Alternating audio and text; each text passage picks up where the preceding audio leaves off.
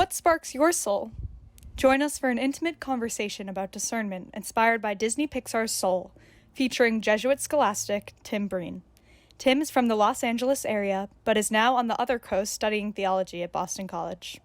He spent most of his Jesuit life working in athletics, including most recently coaching soccer at Creighton University, and he currently serves as the chaplain for the Boston College baseball team. He is still waiting for whatever stage of Jesuit formation where they give out lightsabers. Hello, everyone, and happy belated Soul Month. I'm really sorry we can't gather together in person, but I'm really glad to join you virtually to talk about the movie Soul and its connections to a subject that's really near and dear to the Jesuit and Ignatian tradition, which is discernment. Really, what I want to do is to share some of the wisdom of St. Ignatius of Loyola with you today. It can help people of all ages as we all think about some of life's big questions. I'm Tim Breen. I'm a Jesuit scholastic here at BC. I'm not a priest yet. I'm still studying, so I'm classified as a seminarian, but I am in the last stage of formation for priesthood, which is theology studies. So I spend all my time, or at least a lot of it, up on the Brighton campus. But to begin, I want to share with you a line from the poem A Summer Day by Mary Oliver. She ends the poem by saying this: "Tell me, what is it you plan to do with your one wild and precious life?" This question kept echoing through my mind as I watched the movie Soul.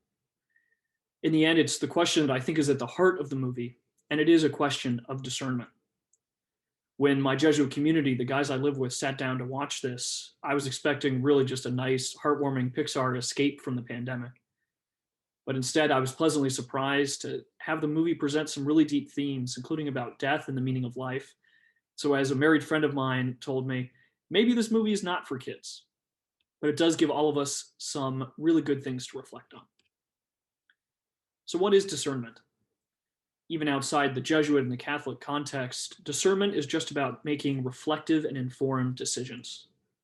These could be everyday choices about who to spend time with, or decisions with a longer perspective, like what career or relationship we might choose. Discernment is at the core of the Ignatian and the Jesuit tradition, and it's a key part of the many works of St. Ignatius of Loyola. So one of the biggest questions we can apply discernment to is that of vocation. You might have heard this term before, and often the word vocation will call to mind religious vocation, priests, brothers, nuns. But it's important to know that that's not the only way we talk about vocation in the Christian faith. Instead, we believe that God calls all people in different ways, and that's the root of this word. Vocare in Latin means to call. And so discernment of vocation is about listening to the call, finding that calling. And that's actually a huge part of what this movie is about. So I suspect most of you have seen it, or at least somewhat familiar with Soul.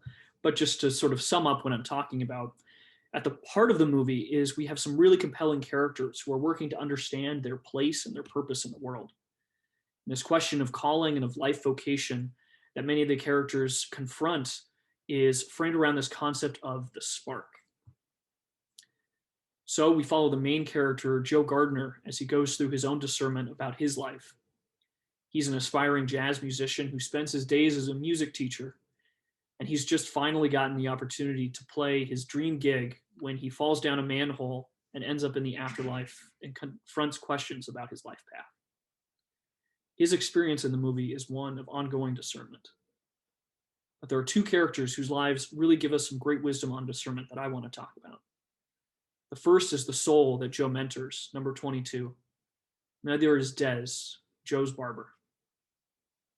So 22 is also confronted with this question of what to do with her life. We and Joe meet her in this youth seminar, or the Great Before, where these adorable little proto-souls are being prepared for life down on Earth.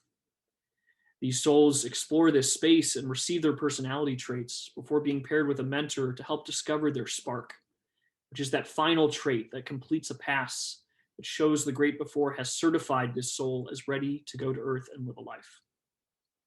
Joe and 22 wander around, trying out activity after activity, as many of these souls do, looking for the one that is their spark.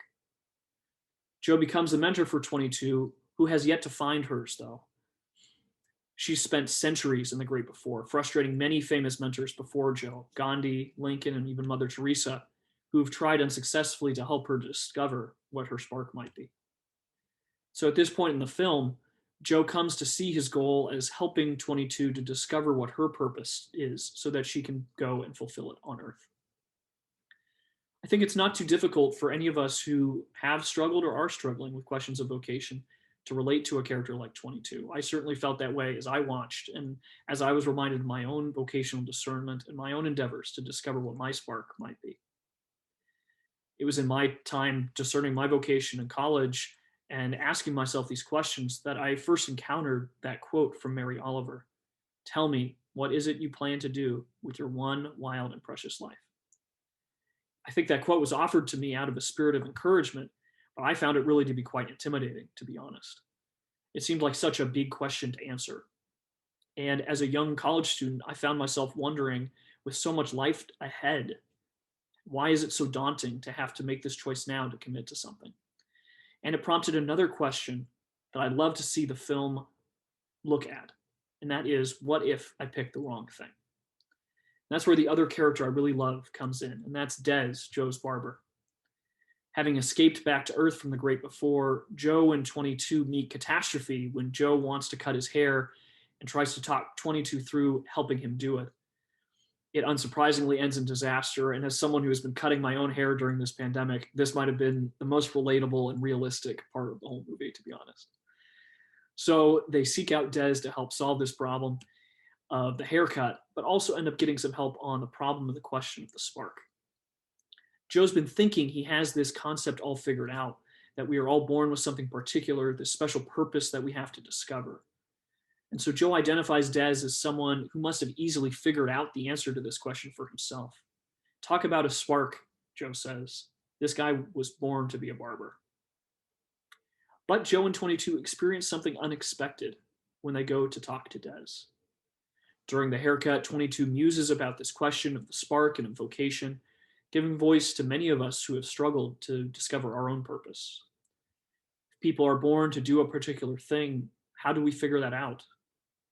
And 22 asks that crucial question that so worried me: what if you pick the wrong thing? Des then tells his story. He had originally wanted to be a veterinarian, but after getting out of the Navy and caring for a sick daughter, barber school was a less expensive option. Hearing this, 22 is sad for Des and tells him that she's so sorry he's stuck in this wrong job and missing out on his dream. Des, though, laughs this off and says, "I'm as happy as a clam." Cutting hair is something he's come to love. Des may have thought what he knew his spark was, but life's events helped him to discover a different one along the way. So it's good to realize that we don't always figure it out all right away. The discernment for all of us is an ongoing thing. In the Ignatian tradition, we can look to Ignatius himself, who was an example of this. He grew up wanting to be a soldier and a gentleman in the court, but over the course of his conversion and as he discerned priesthood and religious life for himself, that was something new and unexpected that he had to adjust to. And he even had to have the humility to recognize that God was doing something new in his life, to go back to school and sit with children to learn Latin so he could do his studies. So imagine that scene. Ignatius, even in his 40s, had to go back to school with 8, 9, and 10-year-olds to learn Latin. And he had the humility to understand that God was calling him to something new and that his discernment was ongoing. For many of us Jesuits, too, the experience may not be exactly like that, but the vast majority of us have done something else before.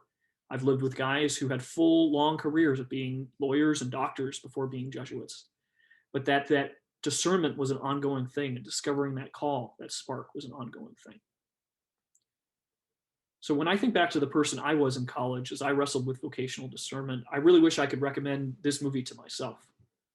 One of the many reasons I enjoyed Soul is that it gives some real good guidance and encouragement to those who are struggling with these big questions of vocation. Des's story really helps to reframe what the film means by the spark and might help to shift our own thinking as well. As the film continues and Joe keeps about his quest to return to his body, he comes to understand the spark in a new way. And instead of it being a special purpose to find, he instead calls it the last piece to fill in when you're ready to come live.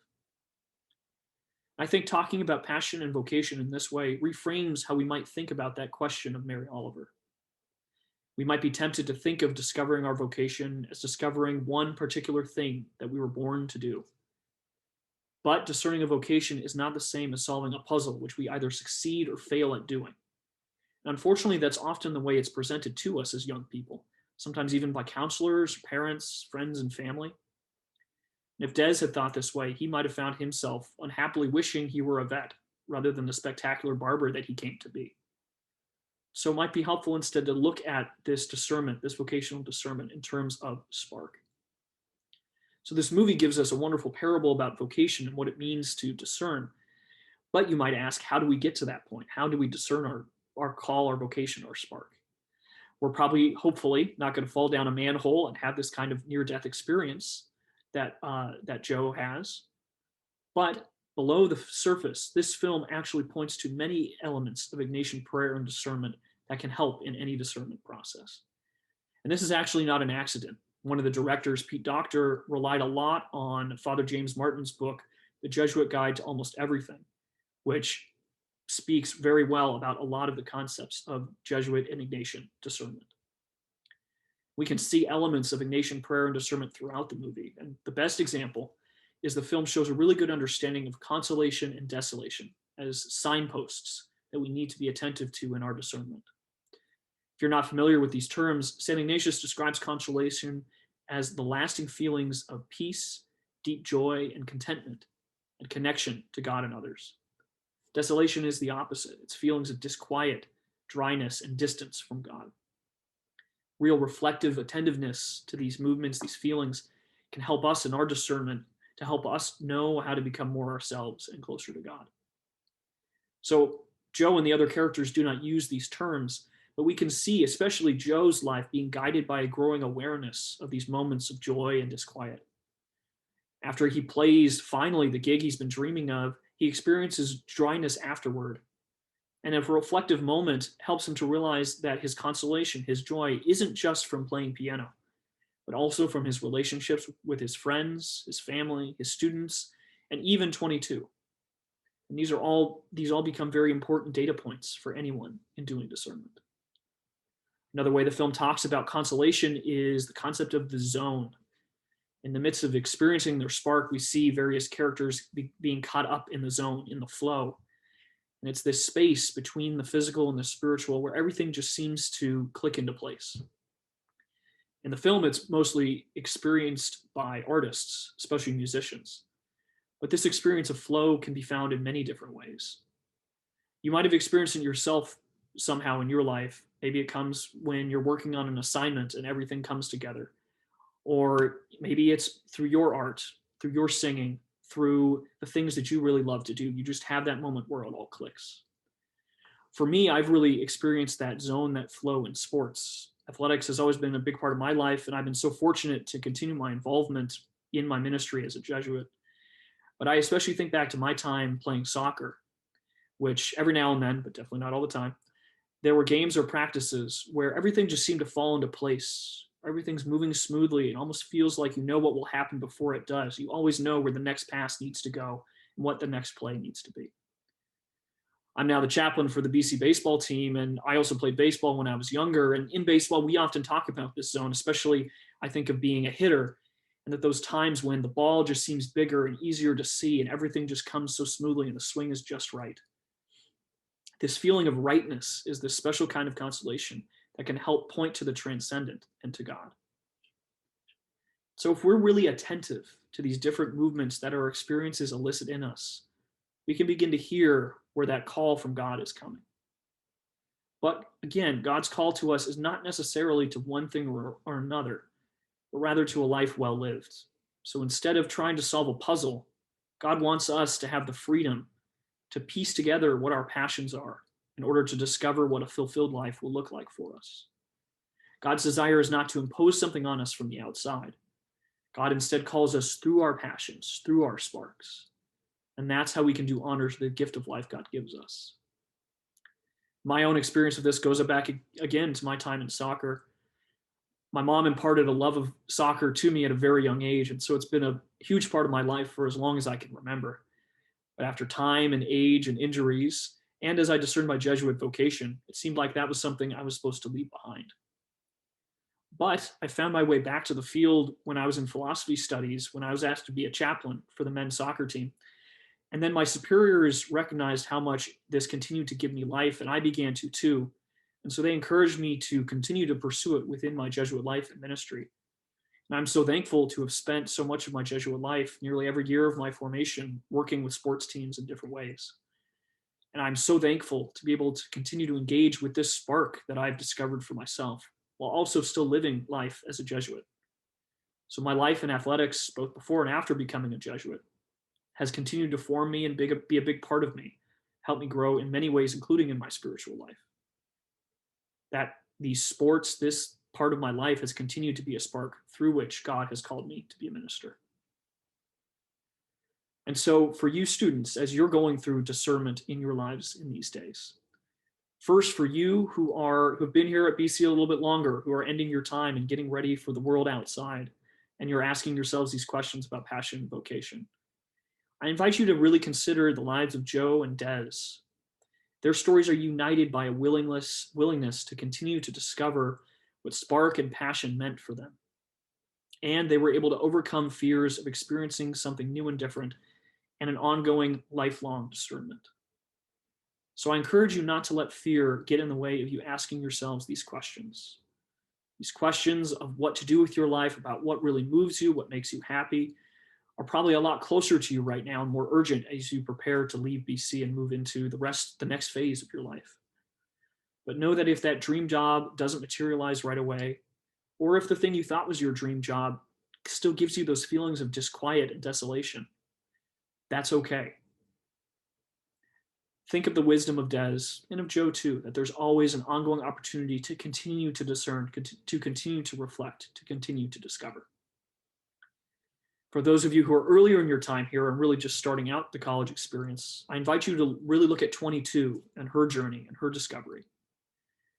She's so reluctant at so many points in the film to experience things, but then with the encouragement of Joe is able to throw herself into it, into experiencing and trying out thing after thing after thing. This eventually leads her to be able to discover what her spark is. And so you might be starting to ask yourself and to deal with these questions. You're probably already ahead of the game by being here and starting to think about it. But I really want to invite you to treat this experience of college a little bit like that youth seminar.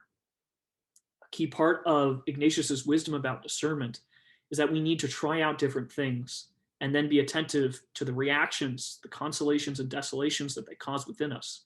And then that teaches us how we should respond and what we should choose to pay attention to. So I know it's been really hard for you being here early in your college career in the midst of the pandemic when opportunities have been limited. But I invite you to continue to explore new classes, new activities, new friend groups, and to be attentive to what really grabs your attention, what really gives you life, moves you into consolation and into the zone. So some things you might want to do is to pay attention to your daydreams and the things you fantasize about that really stay with you and give you some life. You meditate about if you were to come across a near-death experience, what would you want your life to have looked like by that point? But most of all, pay attention to those consolations and those desolations. But most of all, I want to remind you that really a message of the film is that finding the spark is not the conclusion of the story. In fact, we don't really learn officially what Joe's spark is, even though most of the film is about trying to help discover it. What that spark is, the passion that is discovered, is not the most important point. Spark is not the end, but rather another beginning that moves us toward living a passion-filled and joyful existence once we're aware of that thing that really gives us life, or those things. This is a way to really honor that wild and precious gift of life that Mary Oliver talks about. And so to aid your ongoing discernment and reflection, I want to share with you a prayer that's often attributed to Pedro Arrupe, who was the superior general of the Jesuits after Vatican II. But it's actually written by a Jesuit named Joseph Whalen. It's a beautiful prayer, and I remember being given this to pray with when I was in college and discerning, and it prompted some really good reflection for me.